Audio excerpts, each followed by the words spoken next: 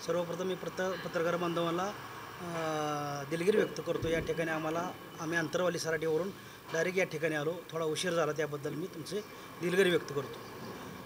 आज अखंड मराठा समाज माळशिरस तालुक्याची पत्रकार परिषद होत आहे। पत्रकार परिषद होण्याचं कारण एकच आहे की माळशिरस तालुक्यामधील राजकीय वातावरण जे तापलेलं आहे त्या वातावरणामध्ये मराठा समाजाची निर्णायक भूमिका काय होणार त्याबद्दल ही पत्रकार परिषद आयोजित केलेली आहे।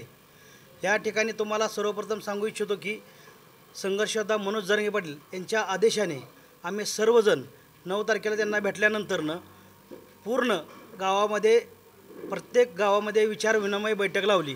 त्या गावामधील प्रत्येक व्यक्तीचे 5 ते 10 लोकांचे मोबाईल नंबर आम्ही घेतलेले आहेत आणि सर्वांशी विचारविनिमय करून बैठक घेण्यात आली आणि समाजाच्या वतीने काय निर्णय घ्यायचा ते त्यांच्याकडून जाणून घेण्यासाठी आम्ही गेलो। तर त्याच्यानंतरनं सर्व गावं झाल्यानंतर तो अहवाल सगळा तयार केला। त्या अहवालामध्ये कोण कोण काय बोललो काय काय नाही ते सगळं घेऊन अहवाल घेऊन आम्ही संघर्ष योद्धा मनोज जरांगे पाटील यांच्याकडे आज गेलो असता जरांगे पाटलांकडे तो अहवाल सुपूर्द केला। तो अहवाल सुपूर्द केल्यानंतर संघर्ष योद्धा मनोज जरांगे पाटील यांनी स्पष्ट भाषेत सांगितलं की हा राजकीय विषय आहे आणि हा राजकीय विषय मला या राजकीय विषयामध्ये पडायचं नाही, परंतु तुम्ही तालुका लेवलला आणि गाव लेवलला तुम्हाला जो निर्णय वाटतो तो तुमच्यावरती आम्ही सगळ्यांवरती सोपवत आहे। म्हणजे गावगाड्यातील पूर्ण मराठा समाज जो समाजाचं काम करतोय, जो समाजासाठी पळतोय, त्यांनी हा निर्णय घ्यावा असं त्यांनी स्पष्ट सांगितलेलं आहे। त्याच्यामुळे आम्ही आता या ठिकाणी त्यांचं सगळं हे घेऊन आल्यानंतरनं त्यांच्याकडून अहवाल सुपूर्द करून आल्यानंतरनं या ठिकाणी माळशिरस तालुक्याची अखंड मराठा समाजाची काय भूमिका असेल त्याबद्दल आपल्याकडे 2 मिनिटात मी ते पूर्ण सांगत आहे। या ठिकाणी गेले अनेक वर्ष मराठा समाजाचा आरक्षणाचा प्रश्न प्रलंबित आहे। त्याच्यासाठी आम्ही गाव बैठक विचारविनिमय बैठक केल्या, परंतु त्यामध्ये या विकास आघाडी असेल किंवा महायुती असेल या दोघांनीही मराठा आरक्षणाचा मुद्दा आमचा घेतलेला नाही त्यांच्या जाहीरनाम्यामध्ये। त्याच्यामुळे आमचं पुढील आंदोलन हे महाविकास आघाडी असेल किंवा महायुती असेल कुणाचं जरी सरकार आलं तरी त्यांच्या विरोधामध्ये आमचं आंदोलन 26 तारखेच्या नंतरनं चालू होणार आहे आणि त्यासाठी संघर्ष योद्धा मनोज जरांगे पाटील हे गावगाव भेटी दौरा करणार आहेत। पश्चिम महाराष्ट्रात सुद्धा त्यांनीसुद्धा हे सांगितलेलं आहे आमचा मुद्दा फक्त मराठा आरक्षणाचा आहे आणि या आरक्षणाच्या मुद्द्याला जो जाहीरपणे पाठिंबा देईल त्यांना आमचा पाठिंबा राहील। परंतु यापूर्वी काही 2-4 जणांनी जो पाठिंबा दिला तो मराठा समाजाचा पाठिंबा नाही, आमचाही कुणाला पाठिंबा नाही एवढंच या ठिकाणी सांगतो। आणि दुसरा मुद्दा एवढंच सांगतो, ज्या ठिकाणी लक्ष्मण हाकेसारख्या व्यक्तींनी महाविकास आघाडी असेल किंवा महायुती असेल त्यांनी महायुतीच्या लोकांनाही पाठिंबा दिला आणि महाविकास आघाडीच्या लोकांनाही पाठिंबा दिला आहे। त्या ठिकाणी मराठा समाजानं स्वतःच्या सत्सक विवेकबुद्धीला स्मरून ज्यांना मतदान करायचं त्यांना मतदान करावं।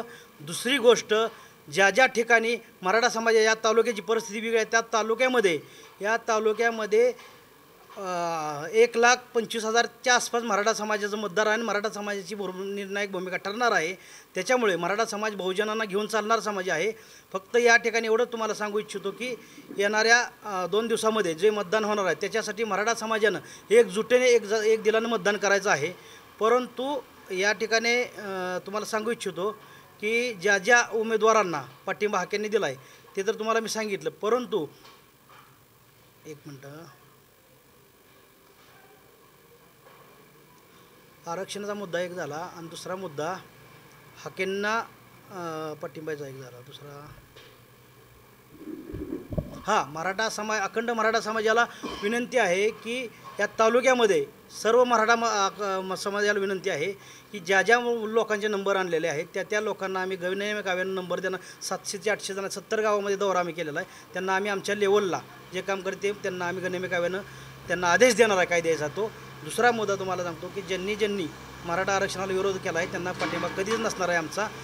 प्लस मराठा समाज हा सत्सक विवेकबुद्धीला स्मरून स्वतःच्या मुलांचा विचार करून भविष्यातल्या येणाऱ्या अडचणीचा विचार करून दूरदृष्टी ठेवून मराठा समाजानेही या तालुक्यातील मतदान करावं हीच मराठा समाजाला आम्ही विनंती करतो।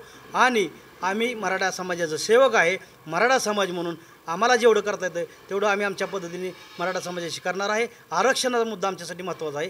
त्याच्यामुळं अखंड मराठा समाजाचा पाठिंबा कोणालाही नाही.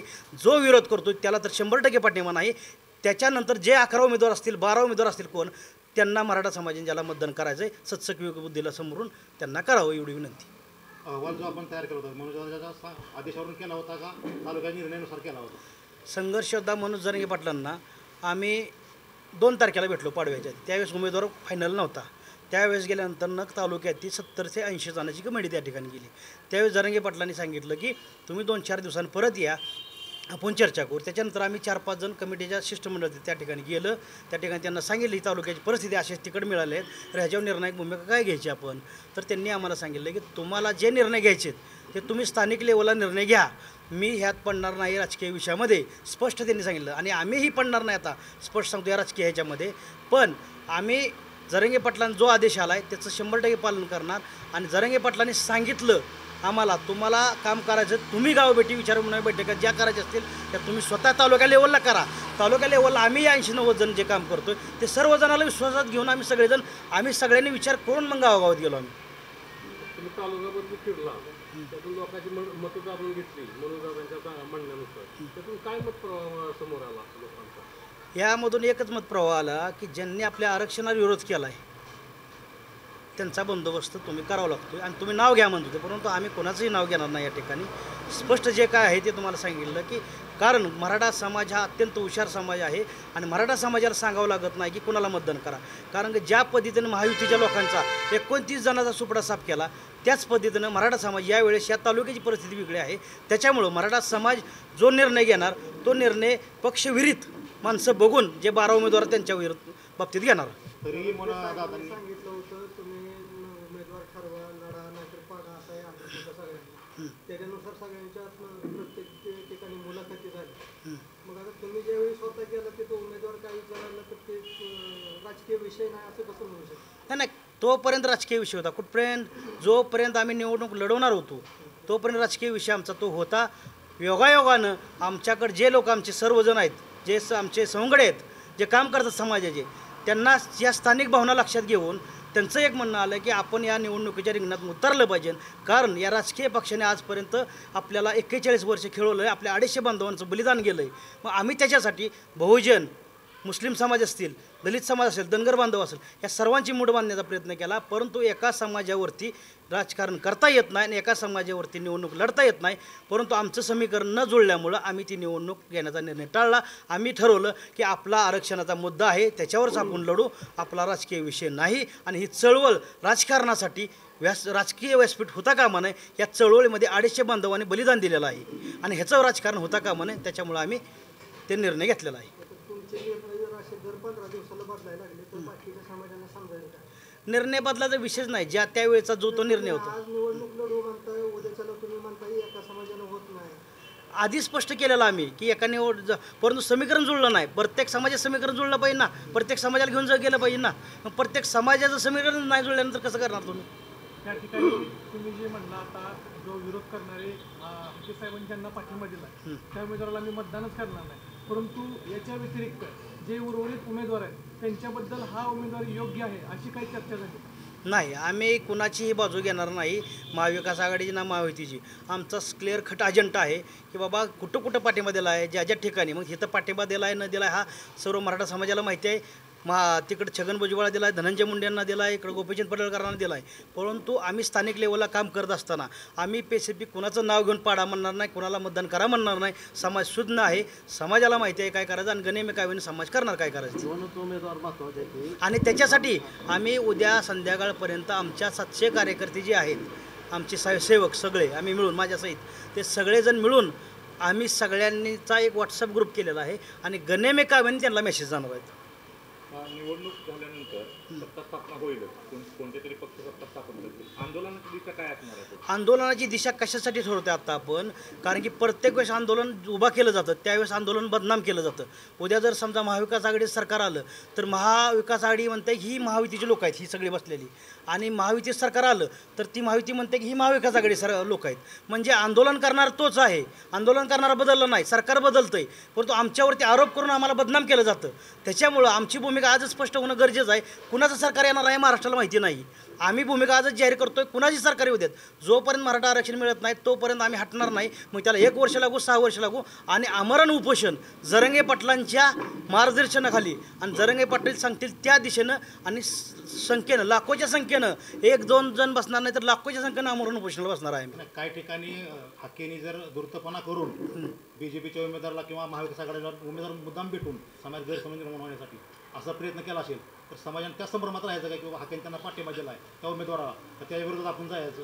पहिला मुद्दा असा आहे, थांबा 2 मिनिट. पहिला मुद्दा असा आहे की त्यांनी पाठिंबा दिल्यानंतर काही वेळेस पाठिंबा परत घेतला, म्हणजे देतात पण काढून घेतात पण. मग हे कशावरनं चाललं आहे हा पण मुद्दा राहतो. आणि दुसरा मुद्दा असा आहे की त्यांनी कोणाला पाठिंबा काही एका माणसाला दिलेला नाही. त्यांनी महाविकास आघाडीच्या लोकांना दिला आहे, महायुतीच्या लोकांना दिलेला आहे. आम्ही समाज म्हणून एकच विनंती आहे आम्हाला की बाबा ज्या धनगर बांधवाला पण आमची विनंती आहे की ज्या धनगर बांधवांसाठी आम्ही नरहळ जिरवळ साहेब आम्हाला भेटायला आलते जरंगे पाटलांना, आणि एसटीच्या आंदोलनाला चौंडीमध्ये धनगर बांधवाला मराठा समाजानं जाहीर असा पाठिंबा दिला. त्यावेळेस संघर्ष होता म्हणून जरंगे पाटलांना जिरवळ साहेब आले म्हटले की जरंगे पाटील साहेब आपण एकत्र राहूया, आमच्यात का घुसखोरी करतात तुम्ही, आमच्या विरोधामध्ये का करतात. जरंगे पाटलांनी एकच शब्द वापरला की आपण गावगाड्यामध्ये एक आहे आणि आपल्याला सर्व राजकीय नेत्यांनी आजपर्यंत फसवणूक केली, जे काय मिळतंय थोडं थोडं घेऊ. आमची भूमिका स्पष्ट आहे. धनगर समाज असेल, दलित समाज असेल, मुस्लिम समाज असेल, सर्वांना बरोबर घेऊन जायचं. मराठा समाजानं मोठ्या भावाच्या भूमिकेत आजपर्यंत राहिलेला आहे. आमचा अजेंडा हा मराठा आरक्षण आहे. त्याच्यासाठी आमचे बळी गेले तरी चालतील, राजकीय अजेंडा आमचा नाही. परंतु ज्यांना ज्यांना वाटतंय मराठ्यांची मताव राजकारण करू वाटतंय त्यांना मराठा समाजात ज्यांनी विरोध करते त्यांना धडा शिकवणं आमचं काम आहे. म्हणून आम्ही समाजाला आव्हान करणार आहे की समाजाला जो वाटतोय उद्या संध्याकाळपर्यंत 700 लोकांना तालुक्यामधील मेसेज एट ए टाईम जातील प्रत्येकाला गणेमेगाव्यानं. एक पत्रकार परिषद झाली, आज एक पत्रकार परिषद. मराठा समाजामध्ये फूट पडली आहे का माळशिरस तालुक्यात? तेही मराठा समाजाचं काम करतात, परंतु 1-2 जणांनी पत्रकार परिषद घेऊन किंवा एका संघटनेनं पत्रकार परिषद घेऊन समाजाचा पाठिंबा नसतो. त्याच्यासाठी सगळ्या गावगाड्यातल्या समाजाला विश्वासात घ्यावं लागतं. आणि पाठिंबा का जाहीर केला हा पहिला प्रश्न आहे. पाठिंबा कुणी द्यायला सांगितला, समाजाला विश्वासात देऊन दिला तुम्ही का वैयक्तिक पाठिंबा दिला हा प्रश्न आहे.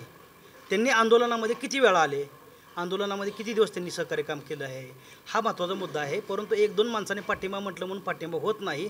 आणि तसा पाठिंबा महाविकास आघाडीला बी आमचा नाही, महायुतीला पण नाही आणि अपक्षाला पण नाही, हेही जाहीर करतो. म्हणजे संभ्रम दूर होईल. संदेश तुम्ही कुठला देणार आहे? तुम्ही म्हणताय की संदेश आम्ही आमच्या लोकांना गणेमेगाव्यानं देणार.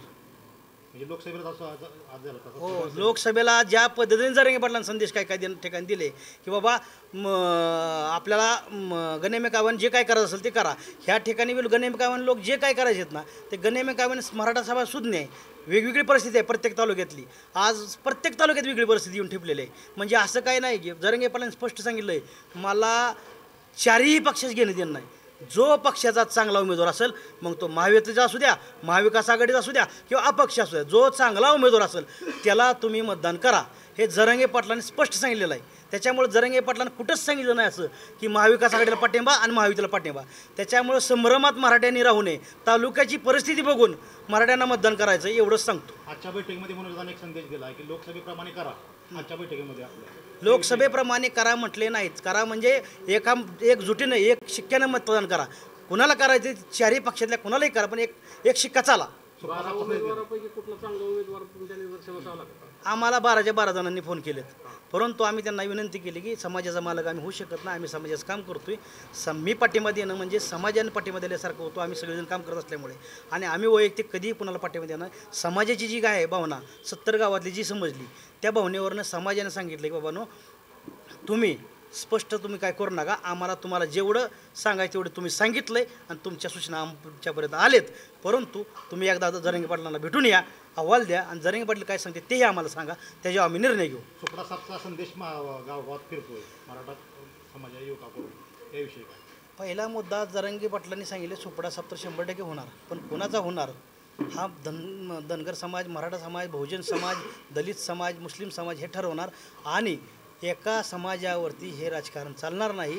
अख्ख्या महाराष्ट्राचं सरकार, सर्वपक्षीय सरकार कुठलं जरी आलं तरी ते सरकार बहुजन, मुस्लिम, दलित या सर्वांचं त्यांना वोटिंग लागणार आहे आणि त्यांच्यामुळं ही सत्ता येणार आहे. एका मराठा समाजावर येणार नाही. परंतु मराठा समाज हा मोठा भाव कायमस्वरूपी राहणार आहे. मोठ्या भावामुळं त्या मराठा सरकार येणार आहे कोणाच्या इथे. उमेदवाराच्या धोरणावरती पक्ष चालत नाही. पक्षाच्या धोरणावरती उमेदवाराला चालवला, मग तुम्ही चांगल्या उमेदवाराला कुठल्या ह्याच्यातून हे करायला सांगणार? त्याला जी पक्षाची धोरण आहे त्यानुसारच वागावं लागेल. 100%. तुम्हाला असं काय वाटतं की कुठला पक्ष तुमच्या कुठल्याच पक्षाने आम्हाला आजपर्यंत 41 वर्ष सगळ्यांनी आमच्या 200-250 बांधवाचे मतदान हां करणार कसं? गनिमगाव करणार ना आम्ही आता. आम्ही स्पष्ट कुणाला नाव घेतलं का आम्ही कुणाचं? आम्ही कुणाचंही नाव घेतलेलं नाही, कारण की मराठा समाज सुज्ञ आहे. आम्ही करणार असं की जो उमेदवार मराठा समाजाच्या हिताचं आणि भविष्याच्या दृष्टीनं, लेकराबाळांच्या अडचणीच्या दृष्टीनं आम्हाला जो चांगला वाटेल त्या उमेदवाराला मराठा समाज मतदान करेल. गनिमी कावा केला, उमेदवाराला मतं दिली, निवडून आला, पण त्याची काय गॅरंटी की बाबा भविष्यात मराठा आरक्षणासाठी काम त्याच्याकडून पण गनिमेकावेने आम्ही करून घेतलं काय घ्यायचं ते. गनिमी काव्यानं करून घेतलं? हो, म्हणजे उमेदवाराला कुठल्या मतं द्यायची ते ठरलंय? ठरलं नाही म्हणजे 12 उमेदवाराकडून मधून घेतले. तुम्ही काय करणार आमच्यासाठी म्हणून? मग त्याच्या 12 जणांना आपण बघू काय करायचं. आपला 700 मेसेजचा संदेश 1.25 लाख लोकांपर्यंत जाणार का? प्रत्येक 70 गावातल्या पोरांचं मेसेज आहे, 10 मुलांचं. आणि जे मराठा समाजाचं सेवक आहेत का ते सगळेजण बैठकीला हजर होते 70 गावात. आणि 70 गावातील लोक प्रत्येकाला मतदान 70 लोकांना 10 लोक जे आहेत ना त्या गावामधले ते प्रत्येकापर्यंत मेसेज स्पष्ट जाणार आहे की काय करायचं. पहिल्याच मनात बांधलेलं आहे लोकांनी. आम्ही मेसेज द्यायची गरज नाही, परंतु आम्ही मेसेज देण्याची गरज नाही, परंतु तरी एखाद्या गावाला वाटलं काय करायचं तरी आम्ही त्यांना मेसेज देणार. चला, ओके सर्वांना.